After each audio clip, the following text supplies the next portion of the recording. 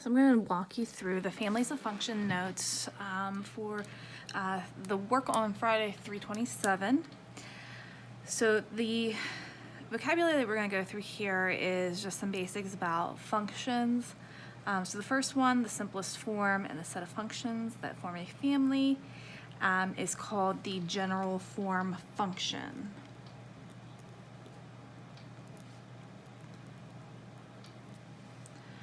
Okay, and it comes in this format here, and it's called the general fund and the simplest because when we replace A, F, H, and K with numbers, we could actually simplify this down and do a decent bit of math to make it a simpler equation, but the general form gives us the most information.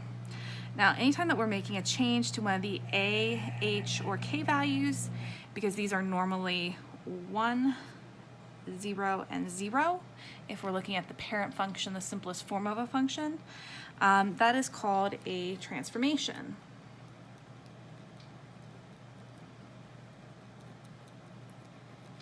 And there are four basic types of transformations. First off are our reflections or flips.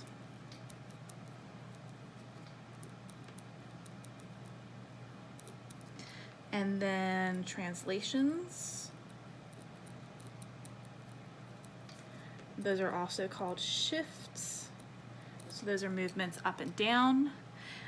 Compressions.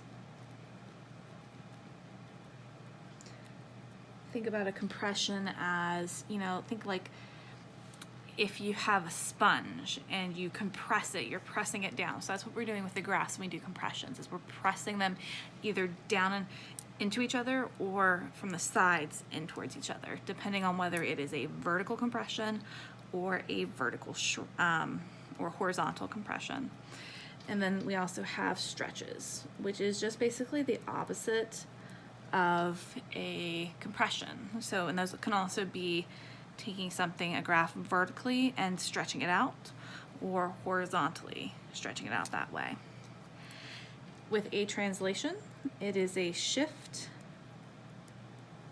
in the graph of a parent function horizontally, vertically, or both without changing its shape or an orientation.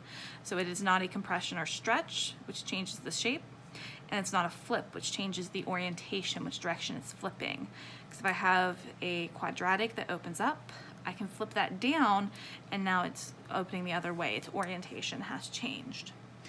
A reflection flips the graph across a line, such as the y or the x-axis. When we multiply all the y values of a function by the same factor that is greater than 1, this results in a stretch. And a compression reduces or shrinks all y values of a function by the same factor between 0 and 1.